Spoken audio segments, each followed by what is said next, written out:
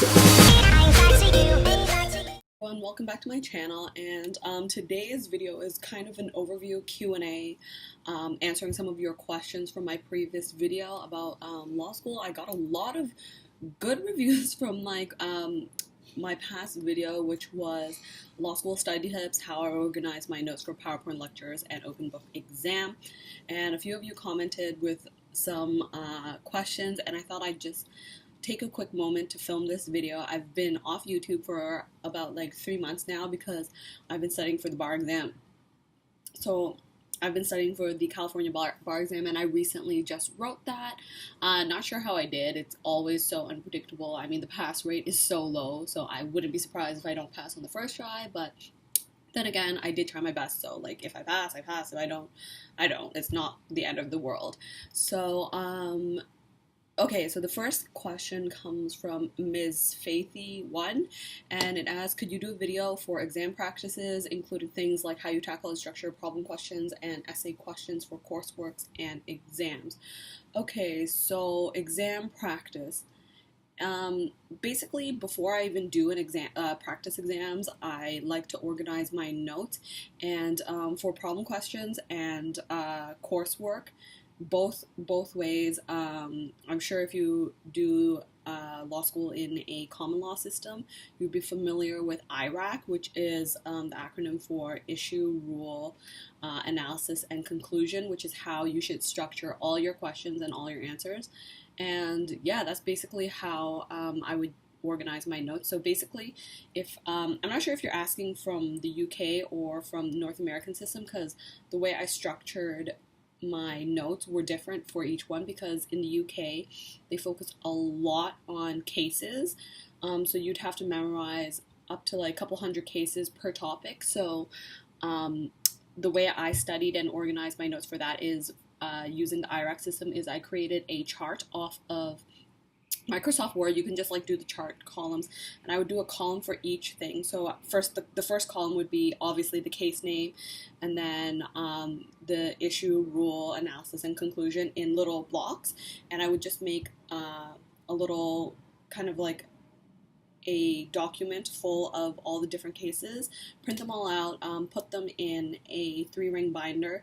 I guess if you're in the UK, it's like a 2-ring binder, but anyways, I would put it in a binder, put them in like those clear plastic sheets. Here, let me show you. This is not what I'm talking about, but I would put them in like one of these clear duotangs. I don't know what they're called, folders, plastic folders, just to keep the paper really fresh, because if you're going to refer to that throughout the year, you're going to be flipping through it a lot and it might rip or whatever. It's the best way is just to put them in those plastic film things.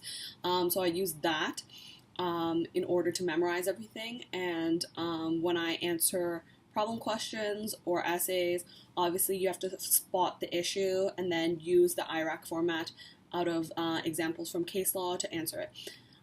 So that also works the same with the American system, but sometimes for the American system they take more focus on the analysis part, so less on memorizing facts of a case and more on the way in which really seminal cases analyze certain legal issues, and that's what you would kind of focus on the analysis column.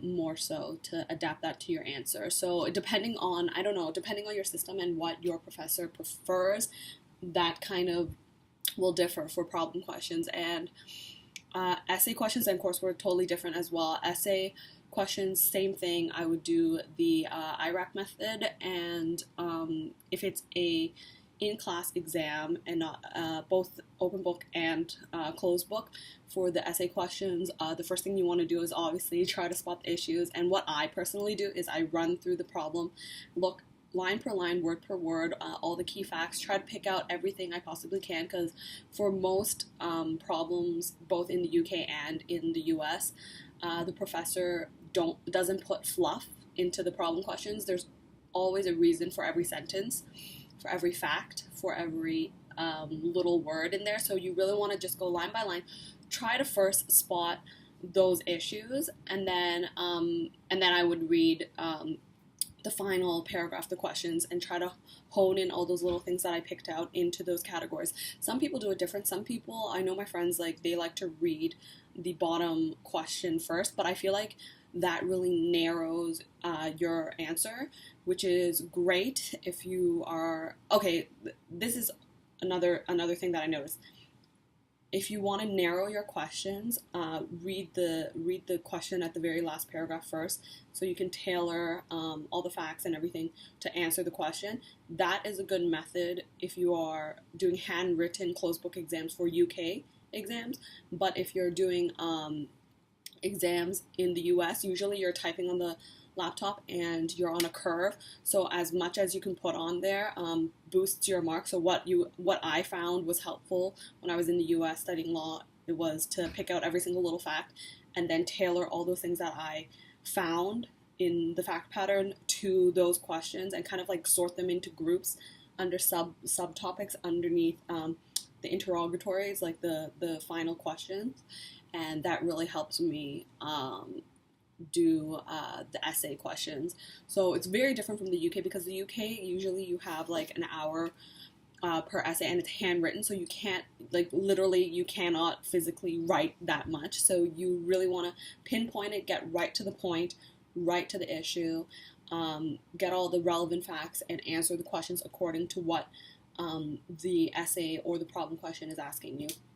So also, essay questions, if you're doing a take-home essay, that's also different as well. You want to make sure you have a really strong structure. I like to put subtitles for every single issue that I'm trying to answer. So I would do, for example, every sub-issue for torts, it would be like duty, breach, causation. You want to like do subtopics, but the main topic would be like, say, plaintiff, like usually there's multiple people, so it would be like so-and-so versus so-and-so, and then all the elements underneath, and then you would do the same. But for coursework, which is different, is like a take-home essay, I guess that's what you're trying to ask. For coursework, you want to do all that kind of stuff with the subheadings, and to divide everything into a nice structure as well. Sorry, I'm just going to close my Facebook because someone's messaging me. So you want to do that whole thing as well, to do the right structure, but also at the very top not at the very top, beside each heading, you want to put like a number, either like a Roman numeral or like a ABC, whatever, and each subcategory should be like another type of numbering system. So then when you go to the first page, what I like to do is create like a table of contents. So that just really narrows it down for your reader, and they can spot, even just from reading your table of contents, that you've kind of hit all the important issues, and then they would go in and read all your subheadings and read all your content. So that really helps structurally for you to really get those high marks for the coursework, which is the take-home exam. In US, they do take-home exams like that, but like for the UK, that would be what you would call coursework. And then exams, it just depends on the type of exam. It could be closed book or open book. Closed book, I find it's best to just hit the nail on the head and try to answer the main issues. But open book, try to pick out every single little detail, all the facts, apply all the facts to answer the question. So yeah, that's my answer for that. Okay, so the next question comes from Timothy Montequin. I don't know. Sorry about the pronunciation. And he asked, are you ever going to make videos about how to take notes from other class structures? Love this video and would like to see how you do others. Yeah, I was planning to do some more on different structures, but because it's been a while since I've already graduated and everything, I'm trying to like think back on how I organize some of my notes. So the quickest one that I could tell you about is when, in this video actually, is how I organize my notes for a particular course, business organization. And this particular professor, he would do lecture style notes with a PowerPoint, and he would give lots of handouts and problems and solve problems during class. So the first thing is I would obviously print out the PowerPoint beforehand, download it, print it out. and then I would file it in a binder. During the class, I would just pull up a Word document, and for each heading of the PowerPoint, oh yeah, and I forgot to mention, because this professor gave PDF files and not the actual PowerPoint, so I couldn't write underneath each PowerPoint, so I just printed it out, had that on file, and then during the lecture, I would just put the heading of each PowerPoint slide, and then as a title, and then whatever the professor said, I would just type it into a Word document, and then I would print it out and file it into my binder, physical binder. And then during the lecture, obviously he would give out handouts. I would take all the handouts, collect all the handouts, put it in a file folder. I do not bring my binder to class because that's just ridiculous. I wouldn't look at it anyways, and it's really heavy, and most of the stuff is soft copy anyways online, so if I had to pull up a previous PowerPoint or a previous notes, I would just pull it up on my laptop. So anyways, I would bring a little folder, put in all the handouts in file, put in my backpack, bring it home, obviously hole punch it, put it in my binder as well, so everything is all in one place and organized. Some of this stuff is kind of like, I don't know, logistics of how to be a student anyways, so I don't know if this is kind of like extra information, but I'm just going to explain like how I did it. So that's that, and then obviously I never saved my documents in one big file folder. I had different folders for each thing, and also the particular professor that I'm referring to, he also had problem questions in class, so I would download the problems prior to attending lecture, and I would type in the answers. It was kind of like a class discussion, so I would type in the answers on my laptop, but I would use a different color text so I can differentiate what the answer was, and it just like allowed for easier viewing. So at the end of the year, I printed everything out obviously throughout the year, so I had a binder. So then at the end of the year, I used that binder as a reference in order to open each individual file folder. And I put it all in one Word document. And then what I did was, I had a friend who had the lecture recordings for that particular course, so I listened to it while going through my final soft copy of all the notes that I put into one Word document, and I kind of edited things, added things that needed to be added that I might have not had prior to re-listening to the lectures, because obviously probably, I don't know, sometimes you don't pay attention like 100% during the lectures, and I would add all those in. I would print them out. At the end of the year, I had a full set of notes, and yeah, and then I did the same thing in my other video where I got them bound at FedEx.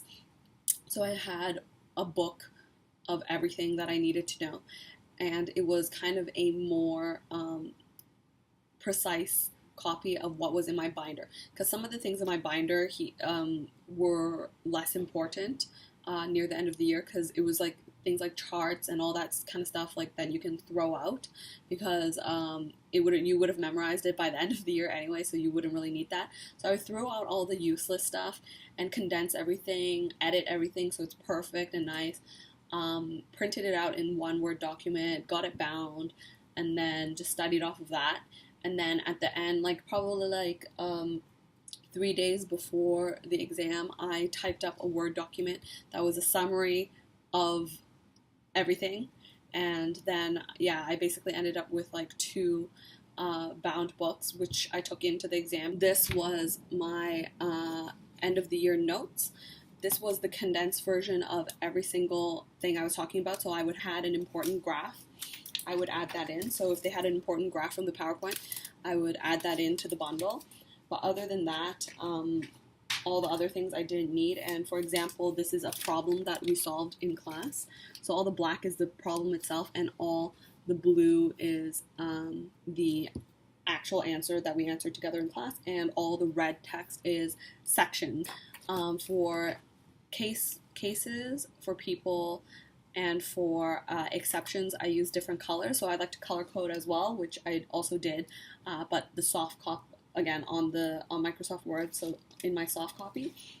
And yeah, and then I just, obviously, I spoke about this in my other video as well. I just put tabs all around so I know where everything is. And then as you can see, I have these cute little bunny tabs, which is an indicator of where all the problems are, and I'll kind of write on top of the problems as well.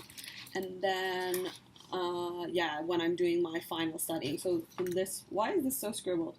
Oh yeah, shareholder. I was like trying to figure out how to calculate shareholder voting. So that's why I have all this crazy drawing over here. And yeah, so I basically, near the end of the year, this was all my binder notes were compiled into this binder right here. See how thick this is? This was the collection of all the notes throughout the semester. So obviously it's single-sided, and I have all the graphs and all the charts and all that kind of stuff in there. So I reduced that huge amount of information into kind of like a slim mini version. I also edited the text and everything, so it's perfect. So I just used that to do my overall study. And then a few days before the actual exam, I created a guide, an even more condensed version, where again I kept the chart.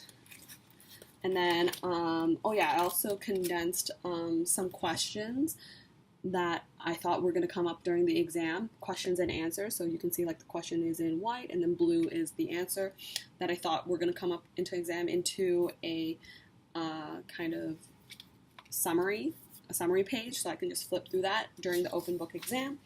And then, yeah, I just color-coded everything and made a really precise, condensed version of notes. So talking about what every single section in the statutes meant, and yeah, basically getting right to the point, right to the meat of the law. So yeah, I don't know if you guys can see that. So right to the point. So I'm not having paragraphs on paragraphs of things that I need to analyze. And obviously if you have like little calculations, I made it very simple for myself how to like analyze everything.